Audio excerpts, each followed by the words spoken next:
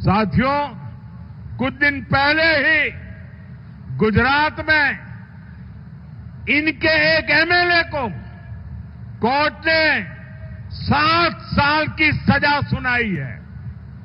ये सजा सरकारी अधिकारियों पर हमले और वसूली के मामले में सुनाई गई है।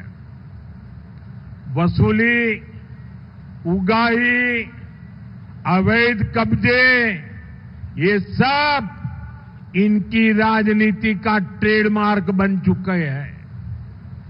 ऐसे ही अनेक मामलों में कई सारे लोग तो अभी जमानत पर बाहर चल रहे हैं।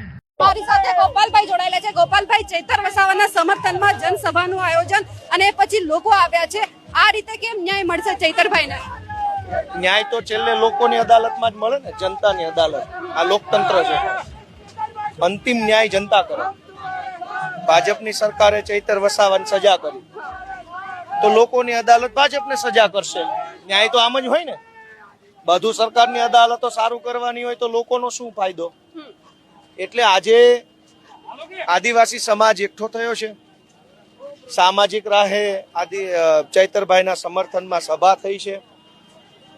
ખૂબ ઉત્સાહ અને ઉર્જા સાથે આટલો બધો વરસાદ, આ પાણી જોઈ લો, તેમ છતાંય સ્વયંભૂ હજારો લોકો પાછા મહારાષ્ટ્રથી, મધ્યપ્રદેશથી, રાજસ્થાનથી, બધી બાજુથી હજારો લોકો સ્વયંભૂ આવી ચૈતરભાઈના સમર્થનમાં કોલ આપ્યો છે કે ચૈતર વસાવા અમારો નેતા છે। ન્યાય તો આ રીતે જ મળવાનો છે।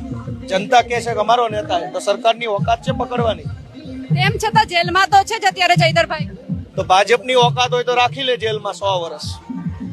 આ જનતા બેઠી છે ને, ચાલુ છે પ્રોગ્રામ, કેટલા દિવસ એ રાખી શકે જોઈએ છે। જામીન માટેની શું પ્રોસેસ ચાલુ છે અત્યારે? હાઈકોર્ટની અંદર અત્યારે અપીલ ફાઇલ કરી છે અલગ અલગ વ્યક્તિઓની। દરેકનો રોલ, દરેકની ટેકનિકલ સાઇટ્સ, લો પોઈન્ટ એવી રીતે ધ્યાને લઈ પ્રાયોરિટી પ્રમાણે હાઈકોર્ટમાં અપીલો દાખલ કરી છે। આજે સારા સમાચાર એ છે કે શકુંતલાબેન, 2 અલગ અલગ શકુંતલાબેન જેલમાં છે।